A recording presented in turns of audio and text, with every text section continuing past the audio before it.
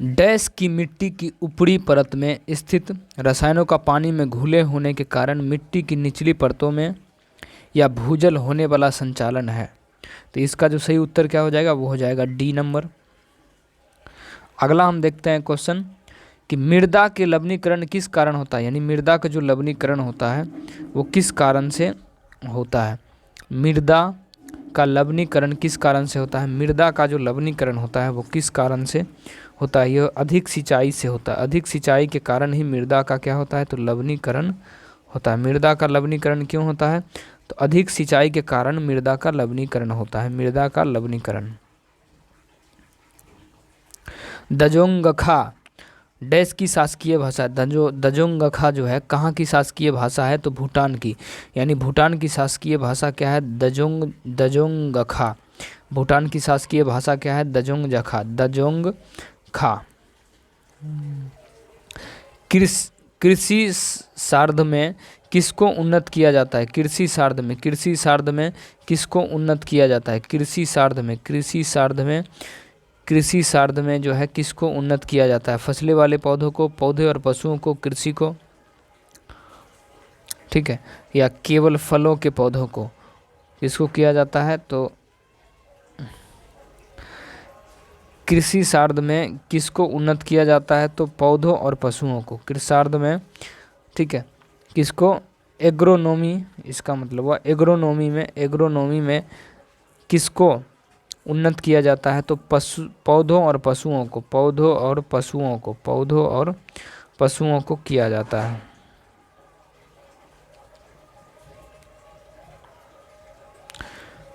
कोकाओ के उत्पादन में कौन सा देश सबसे आगे है, कोकाओ के उत्पादन में सबसे आगे देश कौन सा है, तो कोकाओ के उत्पादन में सबसे ज़्यादा आगे कौन है, तो घाना जो है सबसे ज़्यादा आगे है।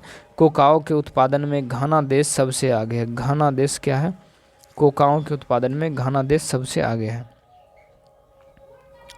कोऑपरेटिव फार्मिंग किस देश में सबसे अधिक सफल हुआ, कोऑपरेटिंग फार्मिंग किस देश में सबसे अधिक सफल हुआ, ये जो डेनमार्क में। कोऑपरेटिव फार्मिंग किस देश में सबसे अधिक सफल हुआ, तो डेनमार्क में।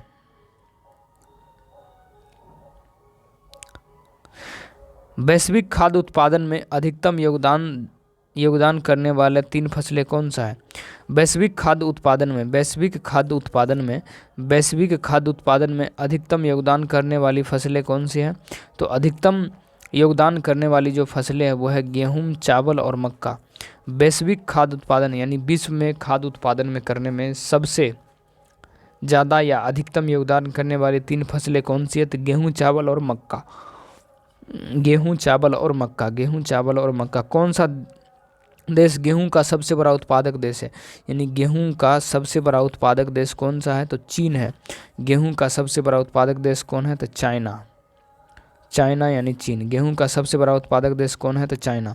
कौन सा देश चावल का सबसे बड़ा उत्पादक देश है, चावल का सबसे बड़ा उत्पादक देश जो है वो कौन है, तो चावल का सबसे बड़ा उत्पादक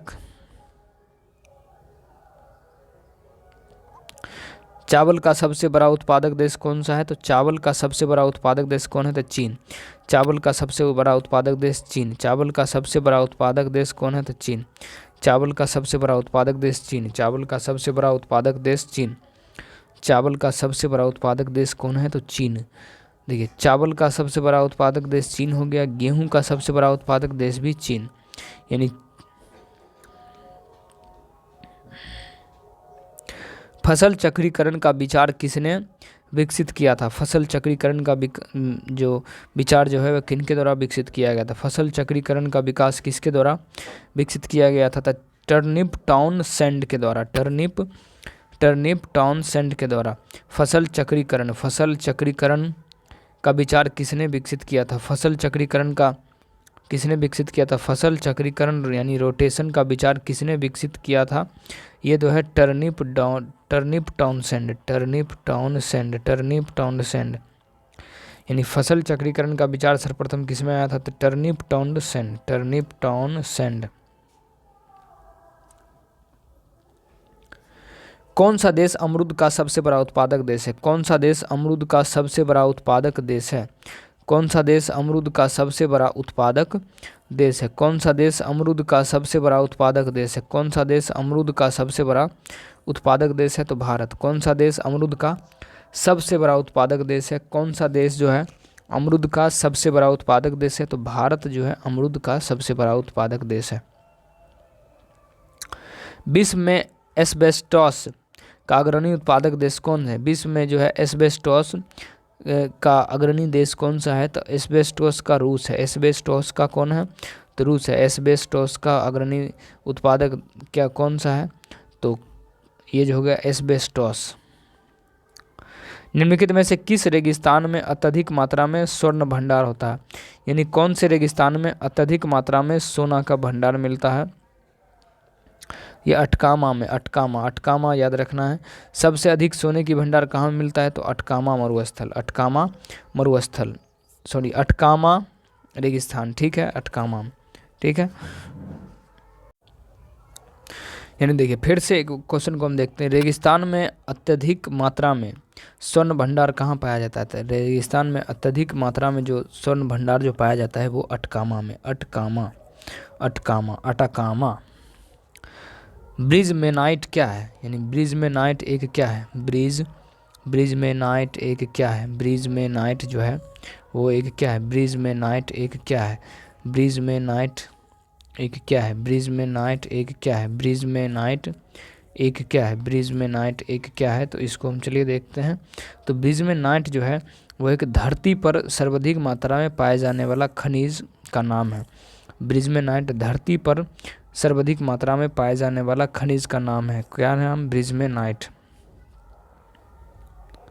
निम्नलिखित में से कौन से उद्योग सूर्योदय उद्योग कहा जाता है? निम्नलिखित में से कौन से उद्योग को सूर्योदय उद्योग कहा जाता है? सूचना प्रौद्योगिकी को, सूचना इंफॉर्मेशन टेक्नोलॉजी को सूर्योदय उद्योग कहा जाता है। सूर्योदय उद्योग। निम्नलिखित में से कौन से उद्योग को सूर्योदय उद्योग के नाम से जाना जाता है? तो इंफॉर्मेशन टेक्नोलॉजी, सूचना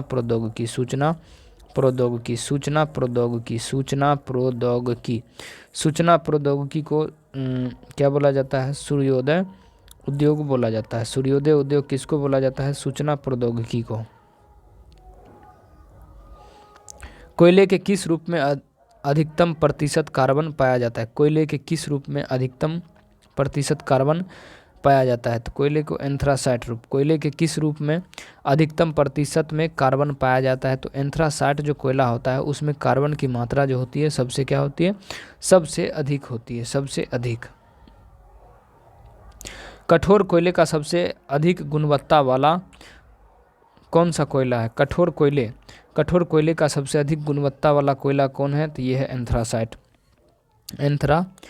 कठोर कोयले के रूप में सबसे अधिक गुणवत्ता वाला कोयला कौन है? तो एंथ्रासाइट।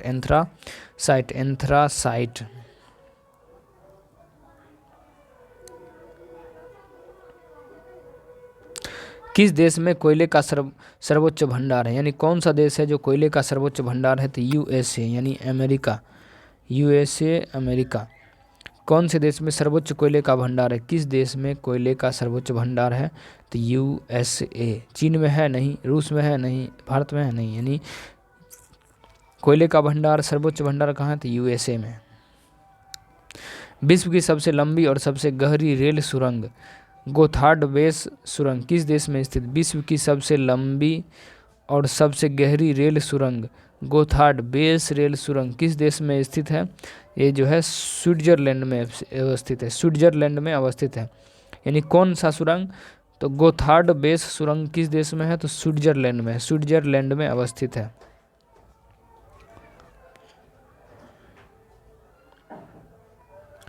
कच्चे माल की उपलब्धता के अलावा किसी उद्योग का स्थल भी किसकी उपलब्धता पर निर्भर करता है? कच्चे माल की उपलब्धता के अलावा किसी उद्योग का स्थल भी किसकी उपलब्धता पर निर्भर करता है? किसकी उपलब्धता पर निर्भर करता है? ये जो है जनशक्ति और ऊर्जार्थ पर निर्भर करता है। जनशक्ति और क्या मैन पावर एंड एनर्जी पर निर्भर करता है।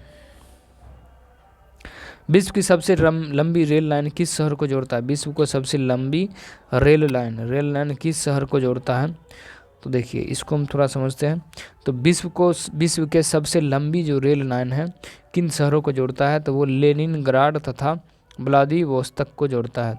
लेनिनग्राड एवं व्लादिवोस्तोक को जोड़ता है। लेनिनग्राड एवं व्लादिवोस्तोक। लेनिनग्राड तथा व्लादिवोस्तोक को लेनिनग्राड तथा व्लादिवोस्तोक को जोड़ता है। व्लादिवोस्तोक।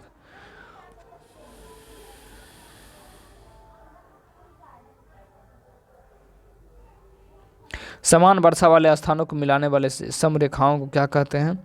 समान वर्षा वाले, ये तो आइसोहाइट कहा जाता है। आइसोहाइट समान, फिर से देखते हैं, समान वर्षा वाले स्थानों को, जहाँ पर समान वर्षा वाले स्थानों को मिलाने वाली समरेखाओं को क्या कहते हैं? तो आइसोहाइट कहते हैं। आइसोहाइट कहते हैं। आइसोहाइट कहा जाता है। आइसोहाइट कहा जाता है। आइसोहाइट कहा जाता है। आइसोहाइट कहा जाता है। आइसोहाइट कहा जाता है। आइसोहाइट कहा जाता है। किसी नक्शे पर ढाल को दिखाने के लिए खींची गई असंबद्ध रेखाएं क्या कहलाती? किसी नक्शे पर ढाल को दिखाने के लिए खींची गई असंबद्ध रेखाएं क्या कहलाती है? असंबद्ध रेखाएं क्या कहलाती है? तो हेच्यूर कहलाती है। हेच्यूर। किसी नक्शे पर ढाल को दिखाने के लिए खींची गई असंबद्ध रेखा क्या कहलाती है? तो अच्यूर कहलाती है। हेच्यूर। वर्ष 1915 में महाद्वीपीय विस्थापन का सिद्धांत किसने प्रस्तावित किया था? वर्ष 1915 में महाद्वीपीय विस्थापन का सिद्धांत किसने प्रस्तावित किया था? तो महाद्वीपीय प्रस्थापन अल्फ्रेड वेगनर ने प्रस्तुत किया था। वर्ष 1915 में महाद्वीपीय विस्थापन जहाँ पर भी आपको दिखाई दे, अल्फ्रेड वेगनर। महाद्वीपीय विस्थापन का सिद्धांत किसने प्रस्तावित किया था? तो ये दिया था अल्फ्रेड वेगनर ने दिया था।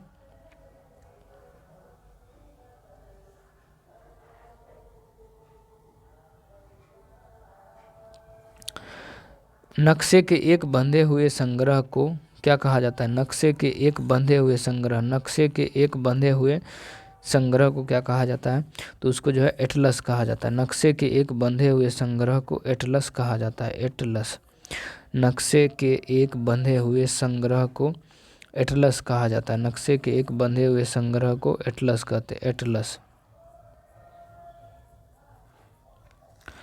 नक्शे के एक बंधे हुए संग्रह को एटलस कहते हैं। नक्शे के एक बंधे हुए संग्रह को क्या कहते हैं? तो एटलस कहते हैं। एटलस। नक्शे के एक बंधे हुए संग्रह को एटलस कहते हैं। नक्शे के एक बंधे हुए संग्रह को एटलस कहा जाता है। एटलस। आपस में जुड़े द्वीप समूह को क्या कहते हैं? आपस में जुड़े द्वीप समूह को क्या कहते हैं? जो द्वीप आपस में जुड़े होते हैं उसको क्या कहते हैं? आर्कीपीलागो कहा था। जो आपस में जुड़े द्वीप समूह को क्या कहते हैं? आपस में जुड़े द्वीप समूह को क्या कहते हैं?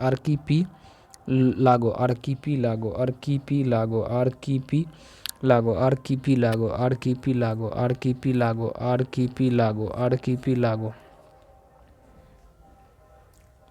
विश्व का सबसे बड़ा द्वीप समूह कौन सा है? तो यह है ग्रीनलैंड। विश्व का सबसे बड़ा द्वीप कौन है?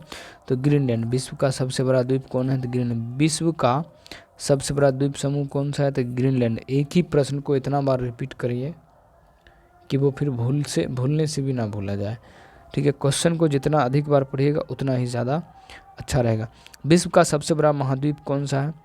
तो विश्व का सबसे बड़ा महाद्वीप है एशिया महाद्वीप। विश्व का सबसे बड़ा महाद्वीप है एशिया महाद्वीप। महाद्वीपीय भाव सिद्धांत किसने दिया था? महाद्वीपीय भाव सिद्धांत किसने दिया था? अल्फ्रेड वेगनर ने। महाद्वीपीय भाव सिद्धांत किसने प्रस्तावित किया था? महाद्वीपीय भाव सिद्धांत किसने दिया था? तो अल्फ्रेड नोबेल ने दिया था। अल्फ्रेड वेगनर ने दिया था। अल्फ्रेड वेगनर ने महाद्वीपीय सिद्धांत दिया था। इनमें से कौन सा द्वीप अरब सागर में स्थित है? इनमें से कौन सा द्वीप अरब सागर में स्थित है? तो देखिए, लक्षद्वीप, ठीक है। लक्षद्वीप जो है अरब सागर में स्थित, इनमें से कौन सा अरब सागर में स्थित है? तो निकोबार द्वीप नहीं है, अंडमान नहीं है, उपयुक्त सभी। तो इसका जो सही लक्षद्वीप जो है कहाँ में है? तो अंडमान निकोबार द्वीप समूह में। अंडमान सॉरी लक्षद्वीप कहाँ में है? तो अरब सागर में स्थित है। लक्षद्वीप अरब सागर में स्थित है। लक्षद्वीप कहाँ में? तो अरब सागर में। निम्नलिखित महाद्वीपों में से किसका सबसे छोटा भूमि क्षेत्र है? निम्नलिखित महाद्वीपों में से किसका सबसे छोटा भूमि है?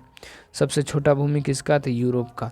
निम्नलिखित महाद्वीपों में से किसका सबसे छोटा भूमि है? सबसे छोटा भूमि किसका है? तो महाद्वीप में जो है यूरोप का जो भूमि है वो सबसे छोटा है। यूरोप का भूमि क्या है? सबसे छोटा है।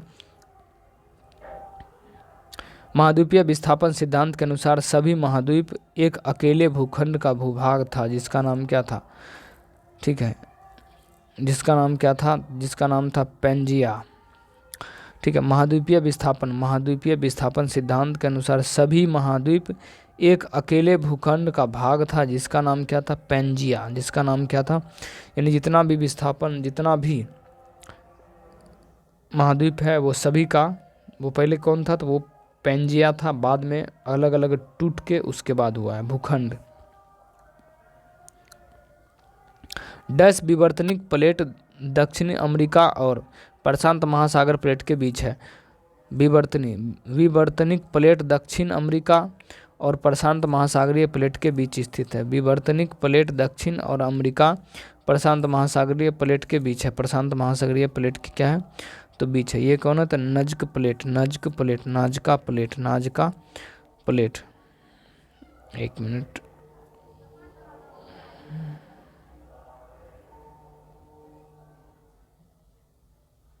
नाजका हो जाएगा, नाजका।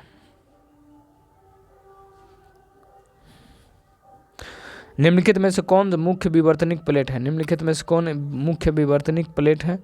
निम्नलिखित में से कौन मुख्य विवर्तनिक प्लेट है? तो मुख्य विवर्तनिक प्लेट जो है प्रशांत महासागरीय प्लेट।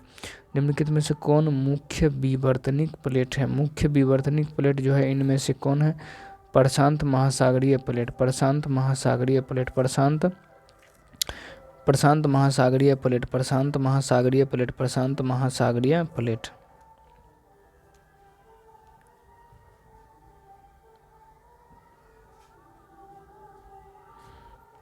महाद्वीपीय विस्थापन सिद्धांत के अनुसार सभी महाद्वीप भूखंड का एक भाग था, जो डैश के नाम से, किस नाम से? तो पैंथलासा।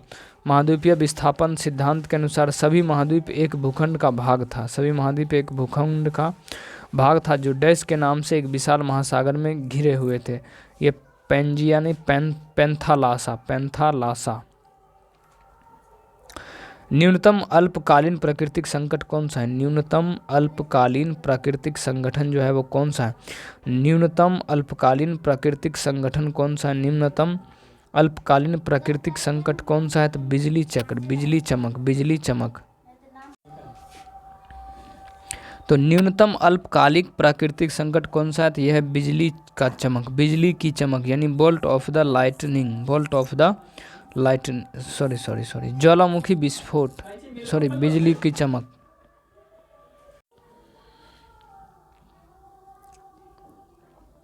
अगला हम देखते हैं, डैश विवर्तनिक plate Philippine and Indian plate है।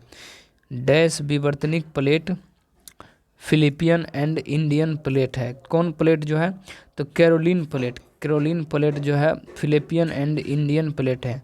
न्यू गिनी के उत्तर के बीच स्थित है। न्यू गिनी के उत्तर के बीच विवर्तनिक plate Philippine and Indian plate कौन सा होगा? तो कैरोलिन। निम्नलिखित में से क्या ऊर्जा का सर्वाधिक वाणिज्यिक स्रोत है? निम्नलिखित में से क्या ऊर्जा का वाणिज्यिक स्रोत है? तो क्या है? तो प्राकृतिक गैस जो है ऊर्जा का वाणिज्यिक स्रोत। निम्नलिखित में से क्या ऊर्जा का वाणिज्यिक स्रोत है? तो प्राकृतिक गैस जो है, प्राकृतिक गैस ऊर्जा का क्या है? तो वाणिज्यिक स्रोत है। प्राकृतिक गैस ऊर्जा का क्या है? तो वाणिज्यिक स्रोत है। ऊर्जा का वाणिज्यिक स्रोत क्या है? प्राकृतिक गैस। ऊर्जा का वाणिज्यिक स्रोत क्या है? प्राकृतिक गैस। ऊर्जा का वाणिज्यिक स्रोत क्या है? प्राकृतिक गैस। निम्नलिखित में से कौन सा ऊर्जा गैर परंपरागत ऊर्जा है? निम्नलिखित में से कौन सा ऊर्जा गैर परंपरागत ऊर्जा का स्रोत नहीं है? तो नहीं है गैर परंपरागत प्राकृतिक गैस, प्राकृतिक गैस, गैर परंपरागत ऊर्जा, इनमें से कौन सा ऊर्जा गैर परंपरागत ऊर्जा का स्रोत नहीं है? तो ऊर्जा का स्रोत नहीं है तो कौन? प्राकृतिक गैस, ऑप्शन नंबर ए। किसी देश का सीमांत गर्त जल क्षेत्र तट से कितने किलोमीटर तक होता है? किसी देश का सीमांत गर्त, किसी देश का सीमांत गर्त जल क्षेत्र तट से कितने किलोमीटर तक होता है? तो 22.2 किलोमीटर, 22.20 किलोमीटर, किसी 22.2 किलोमीटर। विश्व की सबसे बड़ी coral reef great barrier reef कहाँ में है? तो ये जो है ऑस्ट्रेलिया में। विश्व की सबसे बड़ी coral reef great barrier reef कहाँ स्थित है? तो ये जो है ऑस्ट्रेलिया में। ये कहाँ में है? तो ऑस्ट्रेलिया में। द गीजर्स नामक विश्व का सर्वाधिक बड़ा भूतापीय क्षेत्र कहाँ स्थित है? द गीजर्स नामक विश्व का सबसे बड़ा भूतापीय, विश्व का सबसे बड़ा भूतापीय विद्युत संयंत्र एक कॉम्प्लेक्स शामिल है कहाँ? तो सैन फ्रांसिस्को में। द गीजर्स कहाँ में है? तो द गीजर्स कहाँ है? San Francisco. द गीजर्स कहाँ में है? तो सैन फ्रांसिस्को में है। द गीजर्स कहाँ में? तो सैन फ्रांसिस्को में है द गीजर्स। इन देशों में किसे यूनाइटेड किंगडम से आज़ादी मिली है? इन देशों में किसे यूनाइटेड किंगडम से आज़ादी मिली है? यूनाइटेड किंगडम से किसको आज़ादी मिली है? तो यूनाइटेड स्टेट्स को। उच्च ज्वार के समय किस देश का 40% क्षेत्र समुद्र तल से नीचे होता है? उच्च ज्वार के समय किस देश का 40% क्षेत्र समुद्र तल से नीचे होता है? तो नीदरलैंड का। यानी उच्च ज्वार जब भी आता है तो समुद्र तल से नीचे कौन सा देश होता है? 40%। तो 40% नीचे होता है कौन? तो नीदरलैंड। बसंत ज्वार तब आता है, बसंत ज्वार जो होता है वो कब आता है? बसंत ज्वार कब आता है? तो बसंत ज्वार कब आता है? तो बसंत ज्वार आता है चंद्रमा, सूर्य और पृथ्वी के एक रेखा होते हैं। बसंत ज्वार आता है चंद्रमा, सूर्य और पृथ्वी एक रेखा में होते हैं। बसंत ज्वार कब आता है? बसंत ज्वार तब आता है जब चंद्रमा, सूर्य और पृथ्वी एक रेखा में होता है। बसंत ज्वार कब आता है? जब चंद्रमा, सूर्य और पृथ्वी जब एक रेखा में हो, एक ही दिशा में, एक ही सरल रेखा पर हो, तो उसको हम क्या बोलेंगे? तो बसंत ज्वार। पर्वतों का अध्ययन जो होता है वो क्या कहलाता है? पर्वतों का अध्ययन क्या कहलाता है? पर्वतों का अध्ययन ओरोलॉजी। पर्वतों के अध्ययन को क्या कहते हैं? तो ओरोलॉजी कहा जाता है। ओरोलॉजी। पर्वतों के अध्ययन को ओरोलॉजी कहा जाता है। पर्वतों के अध्ययन को ओरोलॉजी कहा जाता है। ओरोलॉजी कहा जाता है। ओरोलॉजी कहा जाता है। पर्वतों के अध्ययन को ओरोलॉजी कहा जाता है। ओरोलॉजी कहा जाता है। पर्वतों के अध्ययन को ओरोलॉजी। समुद्र में अधिकांशतः ज्वार भाटा किस कारण से आता है? समुद्र में अधिकांशतः ज्वार भाटा जो होता है वो किस कारण से आता है? तो ये आता है पृथ्वी पर चंद्रमा का गुरुत्वाकर्षण प्रभाव के कारण। पृथ्वी पर चंद्रमा का गुरुत्वाकर्षण के कारण। देखिए फिर से, समुद्र में अधिकांशतः ज्वार भाटा किस कारण से होता है? समुद्र में ज्वार भाटा किस कारण से होता है? तो पृथ्वी पर चंद्रमा का गुरुत्वाकर्षण के कारण। पृथ्वी पर चंद्रमा का गुरुत्वाकर्षण के कारण जो आता है। सबसे ज़्यादा पाए जाने वाला तत्व कौन सा है? पृथ्वी के वातावरण में सबसे ज़्यादा पाए जाने वाला तत्व कौन सा है? तो नाइट्रोजन। पृथ्वी पर सबसे ज़्यादा पाए जाने वाला तत्व कौन सा है? तो नाइट्रोजन जो है सबसे ज़्यादा पाया जाता है वातावरण में। एक कृत्रिम नेविगेशन चैनल को डैश कहा जाता है। एक कृत्रिम नेविगेशन चैनल को क्या कहा जाता है? नहर कहा जाता है। कैनल। एक कृत्रिम नेविगेशन चैनल को नहर कहा जाता है। एक कृत्रिम नेविगेशन चैनल को नहर यानी कैनल कहा जाता है। एक कृत्रिम नेविगेशन चैनल को नहर यानी कैनल कहा जाता है। एक कृत्रिम नेविगेशन चैनल को नहर कहा जाता है। एक कृत्रिम नेविगेशन चैनल को नहर यानी कैनल कहा जाता है। एक कृत्रिम नेविगेशन चैनल को नहर यानी कैनल कहा जाता है। कैनल कहा जाता है। कैनल, CANAL, कैनल कहा जाता है। एक कृत्रिम नेविगेशन चैनल को कैनल, नहर कहा जाता है। गैर परंपरागत पारंपरिक ऊर्जा के संदर्भ में OTE का मतलब क्या है? गैर पारंपरिक ऊर्जा के संदर्भ में OTE का मतलब क्या है? तो OT गैर पारंपरिक ऊर्जा के संदर्भ में OTE का मतलब क्या है? तो OTE का जो मतलब है समुद्री उष्मीय ऊर्जा, समुद्रीय उष्मीय ऊर्जा, समुद्रीय गैर पारंपरिक ऊर्जा के संदर्भ में OTE गैर पारंपरिक ऊर्जा के संदर्भ में OTE का मतलब क्या होता है? OTE का मतलब है समुद्रीय उष्मीय ऊर्जा, समुद्रीय उष्मीय ऊर्जा होता है OTE का मतलब। विक्तियाँ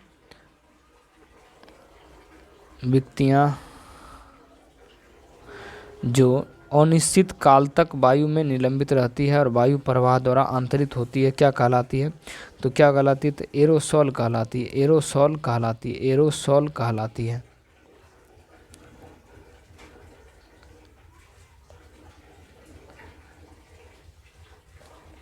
निम्नलिखित में से किस देश में सबसे घनी आबादी है? सबसे घनी आबादी कहाँ में है? तो भारत में। सबसे घनी आबादी कहाँ में है? निम्नलिखित में से किस देश में सबसे घनी आबादी है? तो भारत में। निम्नलिखित में से किस देश में सबसे घनी आबादी है? तो भारत में। विश्व में कुल देशों की संख्या कितनी है? विश्व में कुल देश कितना है? तो 195। विश्व में कुल देशों की संख्या कितनी है? तो 195 काउंट किया जाता है। विश्व में कुल देश की संख्या कितनी है? तो 195 देश, 195। विश्व में कुल देशों की संख्या कितनी है? तो 195 देश, 195 देशों की संख्या है। विश्व में कुल कितने देश हैं? तो 195 देश हैं। मछली पकड़ने के आधार पर देशों को अवरोही क्रम में सही क्रम बताइए। मछली पकड़ने के आधार पर देशों की अवरोही क्रम में सही दर्शाइए। अवरोही क्रम में सही को दर्शाना है, यानी घटते क्रम में। तो सबसे ज़्यादा चीन है, उसके बाद पेरू, उसके बाद जापान। सबसे ज़्यादा मछली कौन पकड़ता है? तो चीन पकड़ता है, उसके बाद पेरू, उसके बाद जापान। नदी की तरुणावस्था में कौन सी प्रक्रिया होती है? नदी जो होती है, नदी की तरुणावस्था में कौन सी प्रक्रिया होती है? तो घाटी को गहरा करना। नदी की तरुणावस्था, नदी की तरुणावस्था, नदी की तरुणावस्था में कौन सी प्रक्रिया होती है? घाटी को गहरा करना, घाटी को गहरा करना। बेली डिपनिंग, बेली डीपेनिंग, बेली डेपनिंग, घाटी को गहरा करना। नदी की तरुणावस्था में कौन सी प्रक्रिया होती है? नदी की तरुणावस्था में कौन सी प्रक्रिया होती है? तो बेली डेपनिंग, घाटी को गहरा करना, घाटी को गहरा करना। निम्नलिखित में से कौन सा लक्षण टुंड्रा जलवायु की विशेषता? निम्नलिखित में से कौन सा लक्षण है जो टुंड्रा जलवायु, निम्नलिखित में से कौन सा लक्षण है जो टुंड्रा जलवायु की विशेषता है? तो टुंड्रा जलवायु की जो विशेषता है वो क्या है? तो वो है ऑप्शन नंबर डी, सही अर्थों में कोई ग्रीष्म नहीं है। ठीक है, नो ट्रू समर। तो टुंड्रा जलवायु की विशेषता क्या है? तो नो ट्रू समर, यानी सही अर्थों में कोई ग्रीष्म नहीं है। ध्रुवीय क्षेत्र की आबादी किन कारणों से विरल है? ध्रुवीय क्षेत्रों की आबादी किन कारणों से विरल है? तो अनुपयुक्त जलवायु की दशा। ध्रुवीय क्षेत्र की आबादी किन कारणों से विरल है? तो अनुपयुक्त जलवायु की दिशा, अनुपयुक्त जलवायु की दिशा। इनमें से कौन सी विशेषता उपोष्ण कटिबंधीय स्टेपी जलवायु प्रकार की है? इनमें से कौन सी विशेषता उपोष्ण कटिबंधीय स्टेपी, इनमें से कौन सी विशेषता उपोष्ण कटिबंधीय स्टेपी जलवायु की है? तो ये जो क्या है, निम्न अक्षांशीय अर्ध शुष्क शुष्क।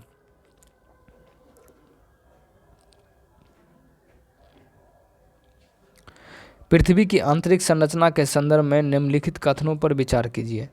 सभी प्राकृतिक भूकंप स्थल खंड में ही आते हैं। ये भी स्थल मंडल पृथ्वी के धरातल से 200 किलोमीटर की गहराई वाले भाग को कहते हैं। बुनियादी तौर पर भूकंपीय तरंगें 4 प्रकार की होती हैं: भूगर्भिक तरंगे, धरातलीय तरंगे, रोलिंग तरंगे और शॉक तरंगे। इनमें से कौन होगा ये हमको बताना है। तो 1 और 2 सही है, बाकी सारे गलत है। यानी 1 और 2 क्या है? सही है। 1, 2 क्या है? सभी प्राकृतिक भूकंप स्थल मंडल में आते हैं। यानी जितना भी भूकंप होता है वो कहाँ आता है? स्थल मंडल में आते हैं। स्थल मंडल पृथ्वी के धरातल से 200 किलोमीटर की गहराई वाले भाग को कहते हैं। पृथ्वी से 200 किलोमीटर की गहराई वाले भाग को कहते हैं 200 किलोमीटर। भारत में कितने राज्यों हैं? भारत में राज्यों की संख्या कितनी है? तो भारत में राज्यों की संख्या कितनी है? 29 नहीं 28 है अभी। ठीक है, भारत में राज्यों की संख्या कितनी है? तो जम्मू कश्मीर जब केंद्र शासित प्रदेश हुआ उस समय से कितना हुआ? तो 28। पृथ्वी की आंतरिक संरचना के संदर्भ में निम्नलिखित कथनों पर विचार कीजिए। पृथ्वी की जो आंतरिक संरचना है के संदर्भ में निम्नलिखित कथनों पर विचार। पृथ्वी की भूपटपट्टी बहुत भंगुर होती है। पृथ्वी की भूपटपट्टी क्या होती है? बहुत भंगुर होती है। पृथ्वी की भूपटपट्टी बहुत भंगुर होती है। एस तरंगों की दिशा के समांतर पर कंपन पैदा करती है। धरातलीय तरंग सबसे अधिक विनाशकारी समझी जाती है। सबसे अधिक विनाशकारी समझी जाती है डी नंबर, केवल 1 और 3, केवल 1 और 3, केवल 1 और 3, केवल 1 और 3 माना जाता है। केवल 1 और 3, केवल 1 और 3।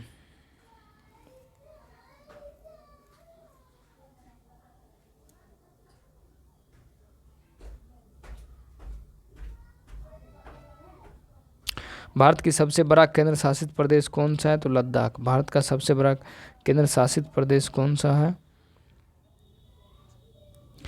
अंडमान निकोबार द्वीप, गोवा। इनमें भारत का सबसे बड़ा केंद्र शासित प्रदेश कौन सा है? अंडमान और निकोबार द्वीप। इनमें क्या होगा? इसमें अंडमान निकोबार द्वीप समूह हो जाएगा। अंडमान और निकोबार द्वीप समूह। भारत में कितने केंद्र शासित प्रदेश हैं? तो 7 केंद्र शासित प्रदेश है। अभी वर्तमान में 8 है। वर्तमान में कितना है? 8 है। कौन सा राज्य हरियाणा के साथ अपनी सीमा साझा नहीं करता? तो हरियाणा के साथ जो है उत्तर प्रदेश जो है हरियाणा के साथ सीमा साझा करता है। हिमाचल प्रदेश भी करता है और राजस्थान भी करता है। कौन नहीं करता? तो ये जो है मध्य प्रदेश नहीं करता। हरियाणा के साथ अपनी सीमा साझा कौन नहीं करता? तो मध्य प्रदेश, मध्य प्रदेश, मध्य प्रदेश। निम्नलिखित में से किस राज्य के 3 तरफ बांग्लादेश का घिरा हुआ है? तो त्रिपुरा जो है तीनों तरफ से बांग्लादेश से घिरा हुआ है। निम्नलिखित में से कौन सा राज्य झारखंड के साथ अपनी सीमा को साझा नहीं करता? तो उड़ीसा जो है झारखंड के साथ अपनी सीमा को साझा नहीं करता। उड़ीसा झारखंड के साथ अपनी सीमा को साझा क्या करता है? नहीं करता है। छत्तीसगढ़ के साथ अपनी सीमा को साझा नहीं करता। छत्तीसगढ़ के साथ जो है कौन सा राज्य है जो अपनी सीमा को साझा नहीं करता? तो छत्तीसगढ़ के साथ आंध्र प्रदेश नहीं करता। आंध्र प्रदेश नहीं करता। आंध्र प्रदेश छत्तीसगढ़ के साथ अपनी सीमा को साझा नहीं करता। कौन सा राज्य? उड़ीसा जो है छत्तीसगढ़ से सीमा साझा करता है, झारखंड भी करता है और महाराष्ट्र भी करता है। तो आंध्र प्रदेश जो हो गया नहीं करता है। भारत में किस राज्य में सबसे लंबी तटीय रेखा है? तो सबसे लंबी तटीय रेखा जो हो गया गुजरात। सबसे लंबी तटीय रेखा किस राज्य की है? गुजरात। सबसे लंबी तटीय रेखा किस राज्य की है? तो गुजरात। सबसे लंबी तटीय रेखा किस राज्य की है? तो गुजरात। सबसे लंबी तटीय रेखा किस राज्य की है? गुजरात। सबसे लंबी तटीय रेखा किस राज्य की है? गुजरात। किस राज्य में सबसे लंबी तटरेखा है? सबसे लंबी तटरेखा कहाँ के है? तो गुजरात के सबसे लंबी। भारत के किस राज्य का सबसे लंबा समुद्री किनारा है? भारत के किस राज्य का सबसे लंबा समुद्री किनारा है? सबसे लंबा समुद्री किनारा गुजरात। भारत के किस राज्य का सबसे लंबा समुद्री किनारा है? तो सबसे लंबा समुद्री किनारा किनका है? तो ये हो जाएगा गुजरात। अंडमान निकोबार से कौन सा जल स्रोत पृथक करता है? ठीक है, 10 डिग्री चैनल। अंडमान निकोबार से कौन सा जल पृथक होता है? पृथक करता है 10 degree channel. 10 degree channel, 10 degree channel, 10 degree channel, 10 degree channel.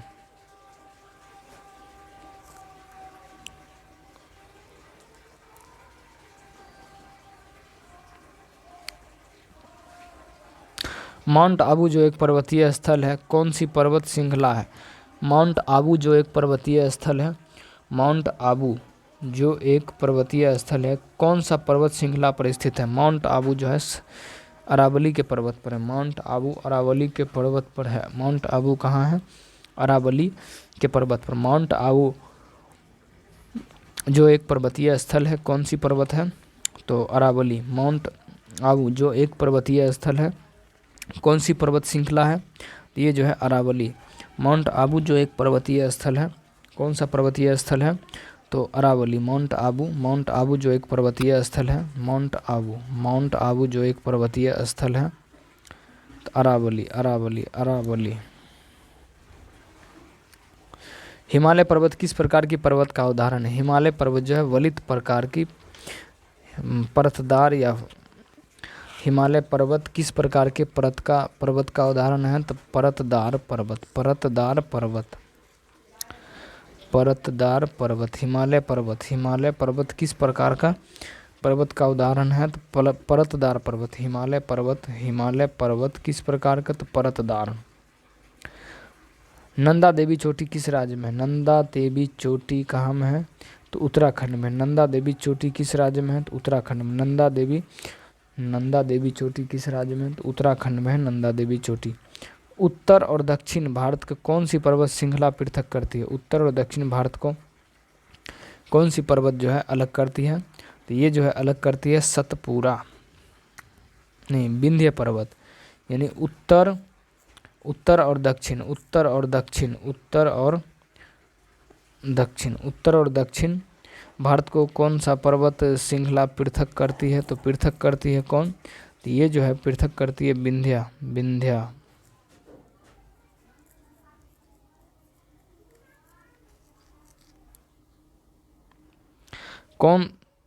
वह पठार कौन सा है जिसमें पश्चिमी और पूर्वी दोनों ओर बहने वाली जल निकास प्रणाली है? तो जल निकास प्रणाली है कौन? मालवा। ठीक है। वह पठार कौन सा है जिसमें पश्चिमी और पूर्वी दोनों ओर बहने वाली जल निकास प्रणाली है? तो मालवा। भारत के सबसे पुराना पहाड़ कौन सा है? भारत के सबसे पुराना पहाड़ है अरावली। भारत का सबसे पुराना पहाड़ कौन सा है? अरावली। भारत का सबसे पुराना पहाड़ कौन सा है? तो अरावली। भारत का सबसे पुराना पहाड़ कौन सा है? तो अरावली। भारत का सबसे पुराना पहाड़ कौन सा है? तो अरावली पहाड़। भारत का सबसे पुराना पहाड़ अरावली। खारदुंगला पास किस पर्वत श्रेणी से संबंधित है? खारदुंगला पास किस पर्वत श्रेणी से संबंधित है? तो ये जो है लद्दाख से संबंधित। यानी खारदुंगला पास यानी दर्रा किस पर्वत श्रेणी से संबंधित है? तो लद्दाख से संबंधित है। तो अब हम देखते हैं नाथुला दर्रा कहाँ में स्थित है। नाथुला दर्रा कहाँ में? तो नाथुला दर्रा जो इंडिया में कहाँ में है? नाथुला दर्रा जो है इंडिया के राज्य सिक्किम में है। कहाँ में है? सिक्किम में है। भारत और पाकिस्तान के बीच की सीमा रेखा को क्या कहते हैं? भारत और पाकिस्तान के बीच की सीमा रेखा क्या कहते हैं? रेड क्लिफ कहते हैं। Red Cliff. भारत और पाकिस्तान के बीच की सीमा रेखा को क्या कहते हैं? तो रेड क्लिफ कहा जाता है। Red Cliff. भारत और पाकिस्तान के बीच की सीमा रेखा, भारत और पाकिस्तान के बीच की जो सीमा रेखा है उसको क्या बोलते हैं? रेड क्लिफ कहते हैं। मैकमोहन रेखा किसको बोलते हैं? तो भारत और चाइना मैकमोहन रेखा। किस देश के साथ भारत की सबसे लंबी अंतर्राष्ट्रीय सीमा लगती है? तो ये जो लगती है वो लगती है बांग्लादेश के साथ। भारत की सबसे लंबी झील जो है वो कौन सा है? भारत की सबसे लंबी झील कौन सा है? तो वेम्बनाड झील। सबसे लंबी झील कौन सा है? तो वेम्बनाड झील। भारत की सबसे लंबी झील कौन सा है? तो वेम्बनाड झील। भारत की सबसे लंबी झील कौन सा है? तो वेम्बनाड झील। सबसे लंबी झील कौन सा है? तो वेम्बनाड झील। सबसे लंबी झील कौन सा है? तो वेम्बनाड झील सबसे लंबी झील। नाद यानी लंबा।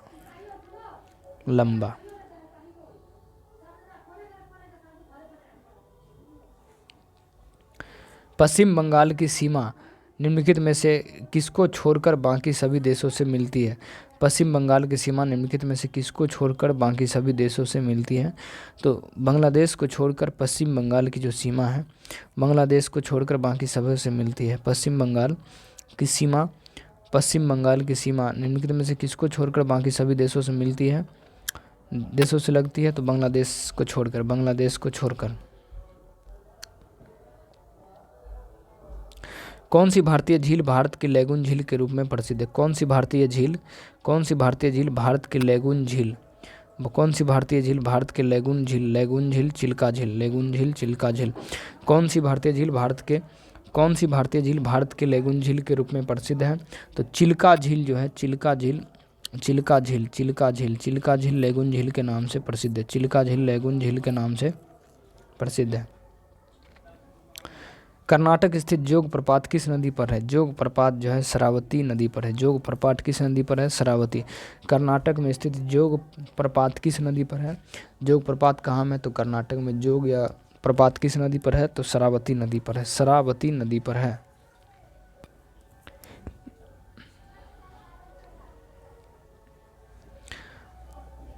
कहाँ पर भागीरथी और अलकनंदा मिलने से गंगा बनती है? कहाँ पर भागीरथी और अलकनंदा, कहाँ पर भागीरथी और अलकनंदा जब मिलती है, ये दोनों नदियाँ जब आपस में मिल जाती है तो यहाँ से फिर बनता है गंगा। गंगा नदी के मिलने से तो देवप्रयाग में मिलती हैं, देवप्रयाग में मिलती। कहाँ पर भागीरथी और अलकनंदा नदी मिलने से? तो देवप्रयाग में मिलने से। देवप्रयाग में जब ये मिलता है तो भागीरथी और अलकनंदा तब बनता है गंगा। पंजाब में बड़ी संख्या में अपलवन नहर है, इनमें जल कहाँ से आता है? तो इनमें जो सतलज नदी से। पंजाब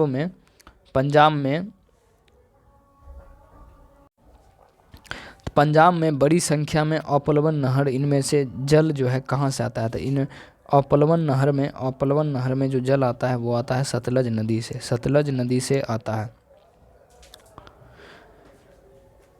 डैश गंगा नदी और सिंधु नदी तंत्र के बीच कौन सा क्षेत्र है जो जल क्षेत्र को पृथक करता है? गंगा नदी और सिंधु नदी के तंत्र के बीच में कौन सा क्षेत्र है जो जल क्षेत्र को पृथक करता है? तो जल क्षेत्र को पृथक कौन करता था? अम्बाला। जल क्षेत्र को पृथक कौन करता था? अम्बाला जो है पृथक करता है, अम्बाला। किस नदी के बेसिन को भारत के उत्तरी 10 राज्यों, किस नदी के बेसिन को भारत के 10 राज्यों द्वारा बांटा गया है? तो 10 राज्यों द्वारा गंगा को बांटा गया। किस नदी के बेसिन को भारत के उत्तरी 10 राज्यों द्वारा बांटा गया? भारत के उत्तरी 10 राज्यों द्वारा बांटा गया है गंगा को। गंगा को 10 राज्यों द्वारा जो है बांटा गया है। भारत को कितने राज्यों द्वारा बांटा गया? तो 10 राज्यों के द्वारा। भारत की सबसे लंबी नदी का नाम बताइए। भारत की सबसे लंबी नदी कौन है? तो गंगा। भारत की सबसे लंबी नदी कौन से है? तो गंगा जो है भारत की सबसे लंबी नदी है। गंगा भारत की सबसे लंबी नदी, गंगा भारत की सबसे लंबी नदी के रूप में जानी जाती है। इनमें कौन सा नदी पंजाब राज्य से होकर नहीं गुजरती? पंजाब राज्य से होकर नहीं गुजरती कौन सी नदी? तो ये गंगा। इनमें से कौन सी नदी पंजाब राज्य से होकर नहीं गुजरती? रावी जो है पंजाब से होकर गुजरती है, सतलज पंजाब से होकर गुजरती है, झेलम भी गुजरती है, और जो गंगा है वो नहीं गुजरती, गंगा नहीं गुजरती। भारत की सबसे बड़ी प्रायद्वीपीय नदी कौन सी है? भारत की सबसे बड़ी प्रायद्वीपीय नदी कौन सी है? तो गोदावरी। भारत की सबसे बड़ी प्रायद्वीपीय नदी कौन सी है? तो गोदावरी जो है सबसे बड़ी प्रायद्वीपीय नदी कौन सी है? तो गोदावरी जो है सबसे बड़ी प्रायद्वीपीय नदी, गोदावरी सबसे बड़ी प्रायद्वीपीय नदी है। भारत के दक्षिण प्रायद्वीप में कौन सी नदी देश के दूसरे सबसे बड़े नदी क्षेत्र का निर्माण करते हैं? भारत के दक्षिण प्रायद्वीपीय में कौन सी नदी देश के दूसरे सबसे बड़ी नदी क्षेत्र का निर्माण करती है? तो गोदावरी। भारत के दक्षिण प्रायद्वीपीय में कौन सी नदी देश के दूसरे सबसे बड़ी नदी क्षेत्र का निर्माण करती है? तो गोदावरी नदी जो है दक्षिण भारत में है। निम्नलिखित में से कौन सी नदी का मुहाना नहीं है, यानी डेल्टा नहीं है? तापी। निम्नलिखित में से कौन सी नदी का मुहाना नहीं है, मुहाना यानी डेल्टा नहीं है? तो तापी जो नदी है इसमें मुहाना नहीं है, यानी डेल्टा नहीं है। कौन सी नदी में मुहाना यानी डेल्टा नहीं है? तो ये जो है कौन सी नदी है? तो ये नदी है तापी नदी। प्रायद्वीपीय भारत की एकमात्र 12मासी नदी कौन सी? प्रायद्वीपीय भारत की एकमात्र 12मासी नदी जो है वो कौन सी? प्रायद्वीपीय भारत की एकमात्र 12मासी नदी कौन सी है? 12मासी नदी जो है वो कौन सी है? तो ये जो है 12मासी नदी है कावेरी नदी, जो है 12मासी नदी है। कावेरी नदी कौन सी है? 12मासी नदी अगर पूछे तो कौन से बोलेंगे? तो कावेरी नदी, कावेरी नदी 12मासी नदी है, कावेरी नदी।